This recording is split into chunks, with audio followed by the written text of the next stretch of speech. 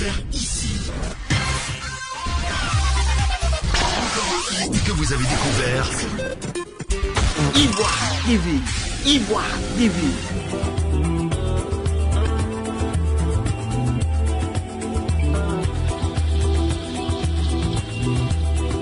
Vous avez découvert ici. Que vous avez découvert Ivoire TV. Ivoire TV.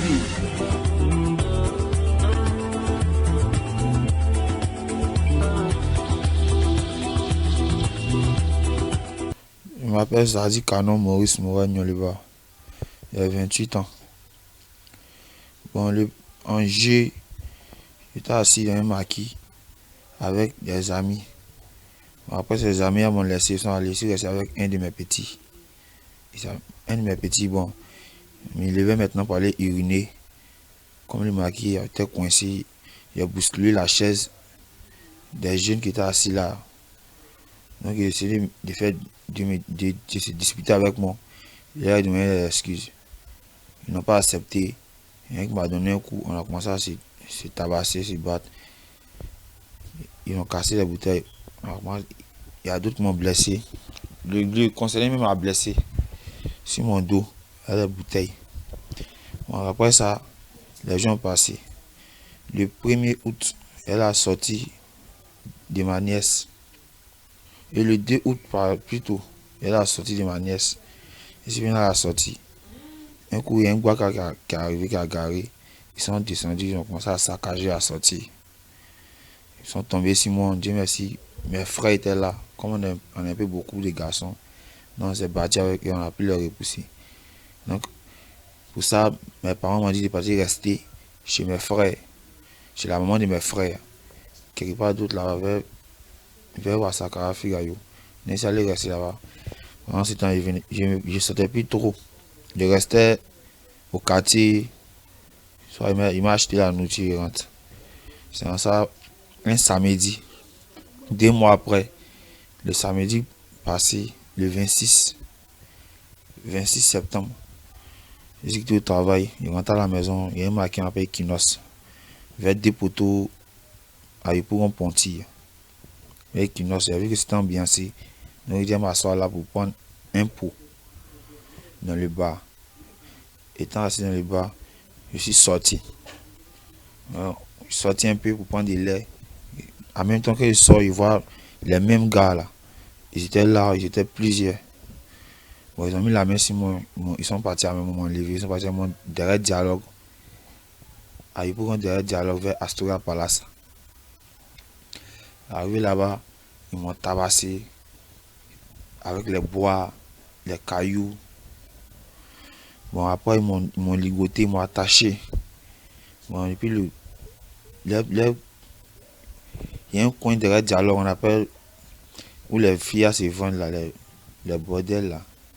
Les babachers, voilà, les boss là. Et lui, ils m'ont attaché. Ceux qui gèrent, ils m'ont attaché. Puis il a pris la lame. Il a commencé à tracer sur ma figure plusieurs fois, me disant que, comme tu penses que tu es beau, à cause ça, il t'a comporté comme ça. Ils m'ont tracé plusieurs fois. Il dit, il va casser mes yeux. Et il a le supplié. Il ne m'a pas écouté. Il faisait ce qu'il voulait. Il a même tracé sous mes paupières. Dieu merci, mes yeux ne sont pas cassés.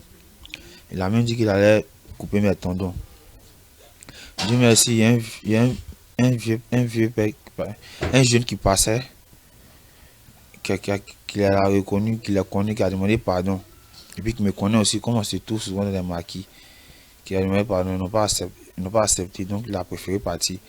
Donc après ça, ils ont pris une serviette, ils ont pris l'eau, ils ont mis serviette sur mon visage, et puis ils ont mis l'eau, jusqu'à quand je perds mon souffle, quand il veut, comment dire, je perds tout mon souffle, ils enlèvent, ils arrêtent.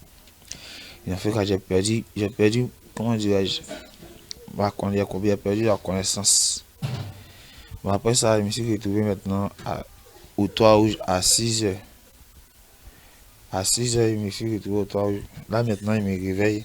Je vois que si quelque part d'autre, il ne maîtrise pas. Mais Dieu merci, c'est le mur de la gendarmerie qui a fait que je suis maintenant où j'étais. Donc, comme ça, j'ai commencé à ramper un peu, marcher un peu, boiter Comme vous voyez là, j'ai me piqué plusieurs fois. Boiter un peu marcher et essayer d'empointer les gens, les taximens ne veulent pas me prendre. Donc, j'ai marché un peu au bord vers le sapeur-pompier. Arrivé aux Oliviers, j'ai essayé de m'arrêter devant la clinique. Mais il n'y a pas eu de gens, comme c'était 6 h du matin, il n'y a pas eu de gens qui me secourir. Donc j'ai attrapé mon cœur, j'ai marché de Trois-Rouges jusqu'à Selmer, aussi bien. Arrivé là, il y a mes camarades, mes petits qui m'ont vu. C'est eux qui m'ont secouru, qui m'ont envoyé à la clinique. Et puis, dans la clinique, mon cousu sans anesthésie. C'était une petite clinique. Mon cousu sans anesthésie. Plusieurs pointes. J'ai été piqué là sur les fesses, sur les pieds, dans mon cou. Et puis balafré à plusieurs reprises au visage. Au moins 100 traces. 100 traits. Donc c'était ça. Il rend gloire à Dieu parce que je suis sorti de là. Parce que pendant ce moment, il y a d'autres mecs qui avaient perdu la vie. Mais Dieu m'a secouru. Donc je le remercie finalement. Je dis merci à Dieu. Donc pour ça, je lance un appel aux autorités pour pouvoir retrouver mes agresseurs. Et aussi un appel aux personnes de bonne foi pour pouvoir retrouver ma face, pour pouvoir retrouver mon apparence, pour pouvoir retrouver mon visage tel que c'était avant. Et je vous demande pardon encore. Je vous demande pardon, aidez-moi, je suis souffrant. Je vais retrouver mon visage, mon vrai visage tel que c'était avant. Je vous demande pardon encore. J'appelle tout le monde, toutes les personnes de bonne foi pour m'aider. Pratiquement, je connais eux tous, presque eux tous, leurs noms. Bon, il y a Zoom, c'est lui-même qui est le boss des filles qui se vendent derrière Dialogue. Lui-même qui m'a fait tout ça au visage.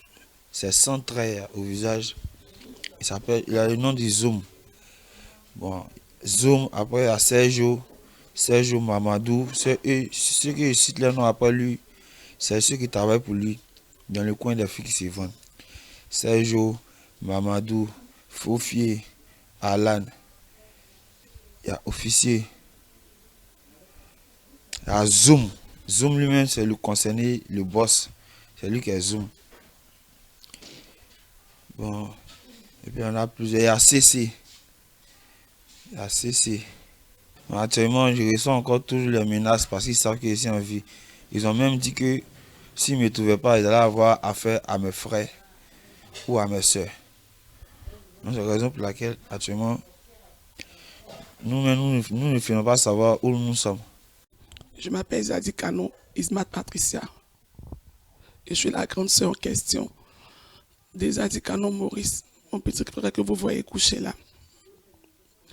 Dans la nuit du samedi au dimanche, de 2 h à 6 h, mon petit frère a été enlevé, séquestré, ligoté, torturé jusqu'au petit matin.